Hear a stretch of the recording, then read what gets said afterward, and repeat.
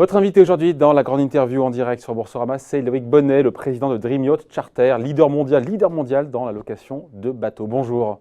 Bonjour David. Quelle histoire en moins de 20 ans. Vous avez lancé un truc comme ça, tranquille aux Seychelles, quelques bateaux. Aujourd'hui, leader mondial, 150 millions d'euros de chiffre d'affaires. On a envie de vous croire, on vous croit sur parole évidemment, mais vous êtes autoproclamé leader mondial. Vous êtes vraiment, comment est-ce qu'on sait, c'est quoi le critère? Alors le critère premier, c'est l'importance de la flotte. Donc, 1000 bateaux. 1100 aujourd'hui, puisque ça progresse. D'accord. Donc ça, c'est le premier critère. 1100 bateaux, c'est les vôtres, ils sont à vous. 1100 bateaux. Ils sont à nous ou gérés par nous. C'est-à-dire qu'en fait, Dream Yacht est un opérateur qui investit dans sa flotte. On est le seul grand loueur à investir nous-mêmes dans une flotte de bateaux. Sur les 1100, il y en a combien qui sont à vous? À peu près 40%. D'accord. Et le reste sont des bateaux que des propriétaires nous confient en gestion. On a développé un système comparable à ce que fait Pierre et Vacances, par exemple, dans l'immobilier de loisirs, avec de la gestion de biens, des revenus garantis, des semaines de jouissance. Ouais. 150 millions d'euros, et en plus, ça croît de 30% par an depuis 1 ou 2 ans, ou même plusieurs années? Depuis plusieurs années. Ouais. On a une croissance à 2 chiffres. Qui s'essouffle ou c'est toujours du... Non. Cette année, l'an passé, on a fait 36% de croissance. Cette année, l'exercice qui se terminera au 31 décembre, on devrait faire entre 20 et 25%. Donc c'est assez constant. Et qui sont les concurrents? Pardon, honte à moi, qui pourtant, mais je me suis intéressé au partir en vacances, je ne vous connaissais pas. Et quand on m'a dit leader mondial, qui sont les autres? Et ils sont loin, vous êtes à touche serviette? Alors en fait, il y a deux global players, c'est-à-dire 2 acteurs mondiaux. Un français. Un français, Dream Yacht, et un anglo-saxon, qui est la réunion de 2 enseignes qui sont les plus anciennes du secteur. Qui s'appelle Sunsail et Moorings. Sunsail anglais, Moorings américain. Je crois que c'est eux que j'étais allé voir. Bon, mais ils sont très bien aussi. Je suis un ancien directeur général de Moorings, donc je ne vais pas vous dire de mal. Et de toute façon, ils ont un bon produit. Et après, c'est un métier très atomisé, où vous avez des acteurs régionaux, voire locaux. Et en chiffre d'affaires, ils sont combien, eux? Alors, en chiffre d'affaires, on n'a pas les chiffres. Pas loin de vous? Ils ne doivent pas être très loin. En nombre de bateaux, ils sont à 800. Mais ils ont une autre activité de vente de bateaux, puisqu'ils sont distributeurs d'une marque de catamaran de façon exclusive. Donc là, pour le coup... Donc en partie tourisme, on est largement devant. Et en vente de bateaux, ils doivent en faire plus que nous. Bon, ce marché de la plaisance, je vais dire pour tous, on est passé d'un modèle assez élitiste à cette volonté de démocratiser finalement la location d'un voilier, d'un monocoque, d'un catamaran. Le potentiel pour vous, je parle en France, à l'étranger, est vraiment important? Ou déjà, il y a déjà je ne me rends pas compte en fait. Oui, parce que Dream Yacht je veux dire qu'on a inventé, en tout cas on a développé un concept de croisière sur des catamarans à voile. À la cabine? À la cabine. C'est ça en fait. Voilà, c'est ça le secret. Et parce qu'à la semaine, sinon ça coûte très cher. Donc l'idée c'est, ici à 4 cabines, on peut louer une cabine. Oui, exactement. La semaine, c'est comme si vous louez une villa. Donc le chiffre total est élevé. Maintenant, si vous êtes 8 sur le bateau, une semaine qui vaut 8000, c'est 1000 par personne. Vous voyez. Mais l'avantage de la croisière à la cabine, c'est que ça permet à un couple, à un instant, de pouvoir dire tiens, on part en croisière, comme s'ils partaient sur un paquebot ou comme s'ils achetaient un séjour dans un resort. Et là, on est dans des budgets comparables à un séjour dans un bel hôtel. C'est quoi le prix moyen d'un voyage et qu'est-ce qu'on a pour le prix moyen d'une croisière à la cabine, par personne aux Antilles en haute saison, je vous donne pas basse saison, genre... je vous donne le tarif février. Personne ne veut y aller, il y a un typhon, février, un ouragan. Février, la période la plus chère, on est dans des budgets, selon les bateaux, entre 1500 et 1700 euros par personne, en pension complète, hors avion. Skipper. Tout compris, équipage. 1500 1500 à 1700 selon le type de bateau. Par personne, donc si on est 4 avec les enfants. Alors, si vous êtes 4 avec les enfants, vous avez probablement intérêt à affréter un bateau. Ça, c'est notre autre département, où vous allez avoir un catamaran pour vous, plus petit, avec un skipper. Et on reste dans cette zone de prix aussi? On reste toujours dans cette zone de prix. C'est-à-dire, pour le coup, ça serait quoi? Une semaine en famille? Une famille, 4 personnes qui veut son catamaran privatif. Pas en basse saison. Non, avec une belle destination. Avec un skipper aux Antilles, février. On va être sur un budget de 6 000 à 7 000 euros. Et donc, on se dit que vous vendez finalement plus... vous vendez quoi d'ailleurs? Vous vendez le bateau ou la destination? Qu'est-ce qui vient chercher les gens? On vend d'abord la destination. En fait, le rêve, ce sont les îles, c'est le mode de vacances. Est-ce qu'on voit en image là? Ça, c'est pas 5 000 euros la semaine, ça. Ce que vous voyez en image, donc ça c'est mais ça c'est le genre de catamaran qui fait les croisières à la cabine. Donc c'est à 1 500 € par personne la semaine, tout compris. Il y a combien de cabines sur un truc comme ça? Vous avez 6 cabines doubles, chacune avec salle de bain, climatisation. C'est un super produit. Il ne Et faut ça pas se vous louper permet sur ceux qui sont sur le bateau aussi. En général, on part avec des potes, après c'est compliqué de choisir. Non, parce qu'à la cabine, le principe c'est on est distribué par tous les grands tour opérateurs français et européens. Vous allez dans une agence de voyage, vous dites je veux faire une croisière aux Grenadines.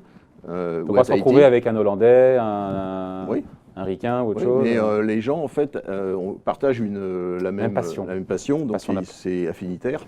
Et très honnêtement, c'est rare qu'on ait des conflits entre les passagers. Donc démocratiser la plaisance, c'est ça votre credo, votre lubie, c'est ça l'ambition? Lubie, non, mais je pense qu'effectivement, sortir la plaisance de cet univers de quant à soi très feutré, oui, ça a toujours été ma philosophie, parce que je trouve que la mer appartient à tout le monde et c'est probablement un des derniers espaces de liberté. Avec la forêt, peut-être l'Amazonie. Je suis allé récemment en Amazonie pour me changer les idées. Et je me dis, c'est un peu comme la mer. On respire et on n'a pas l'impression on a l'impression de vivre. Voilà.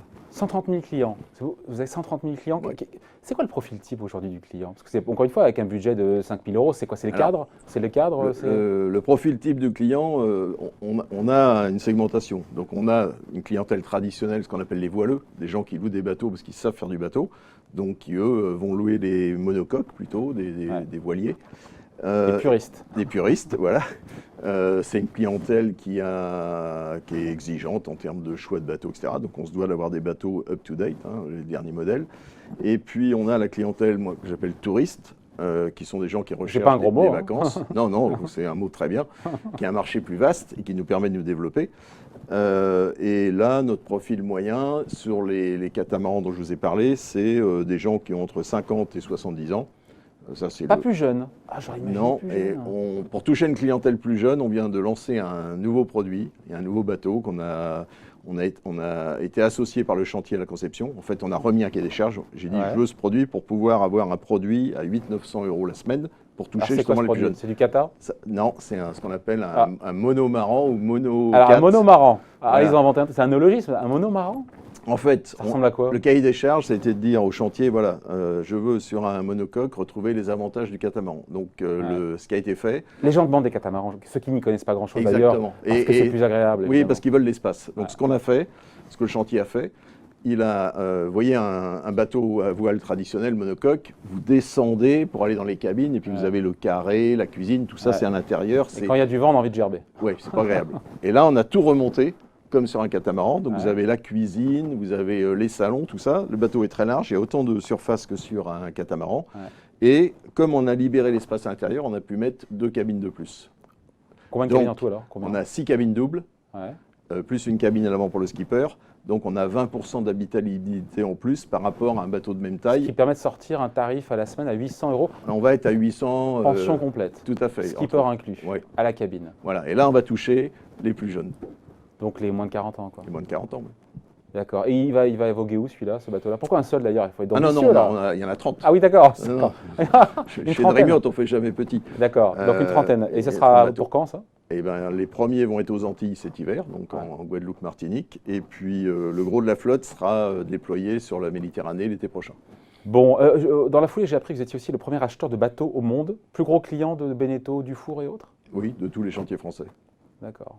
Donc, d'ailleurs, d'où le partenariat? Il y a eu un truc avec Zodiac, j'ai vu passer, pardon, je n'ai pas creusé plus que ça, j'ai vu, qu'est-ce qui se passe avec Zodiac? Alors, on a développé, on a lancé l'année dernière le Dream Boat Club. Pour avoir des, comment on appelle ça? Les semi-rigides. Semi-rigides, voilà, les Zodiac, c'est devenu un nom générique, ou des petits bateaux à moteur à la journée. Vous l'avez compris, l'offre Dream Yacht était constituée de bateaux habitables, avec des cabines, et on s'est dit, il faut qu'on investisse le dayboat, le bateau à la journée, donc les semi-rigides, ou les petits bateaux en polyester.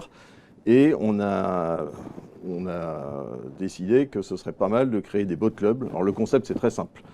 Le boat club achète une flotte et ensuite recrute des membres qui vont devenir membres du boat club et payer une souscription annuelle qui leur donne le droit d'utiliser les bateaux, ceux de leur boat club ou de n'importe quel boat club du réseau. On a des franchisés à volonté avec un système de points. Une fois qu'ils ont épuisé leurs points, ils doivent recharger en repayant un abonnement. Voilà. Donc c'est l'avantage, c'est pas de contrainte de la propriété, pas à se soucier de savoir où garer le bateau.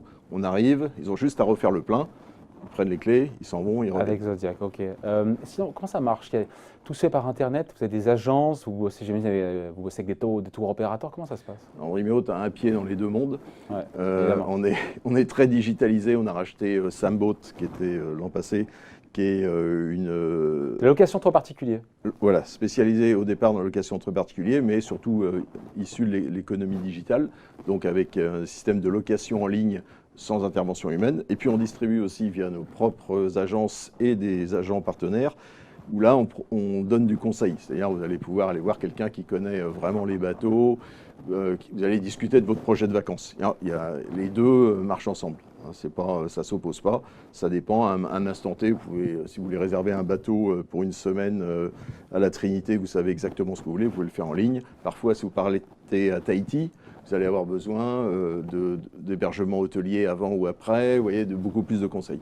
Bon, dans votre dossier de presse, il y a écrit l'ambition de Dreamyacht Charter, c'est de devenir l'Amazon des mers. Au-delà de la formule qui claque, ça veut dire quoi? On le comprend d'ailleurs indirectement.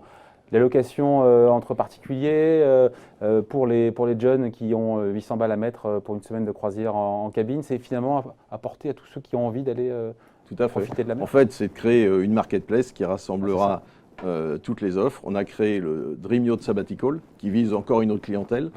On a constaté. Autrefois, on disait, quand je partirais en retraite, j'irais faire le tour du monde, j'achète un bateau, je pars. Aujourd'hui, les milléniums disent plus, ça, ils disent à 35 ans, je fais un break. Millennials, pas les millénials, les millennials. Millennials, pardon. Je fais un break, je pars 3 mois, 6 mois, mais je ne veux pas acheter un bateau. C'est pas la peine, c'est pas du tout dans leur culture.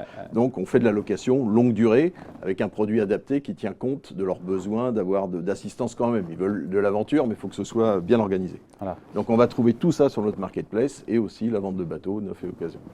Voilà, et de la revente aussi dans l'activité, dans les 150 millions, il y a une part, 40%, on l'a dit, je ne sais plus, qui vient de la revente de vos bateaux, en fait, Alors, voilà, le chiffre d'affaires de Dreamyacht se décompose en deux parties, hein, le tourisme, 2 tiers, et un tiers la vente de bateaux.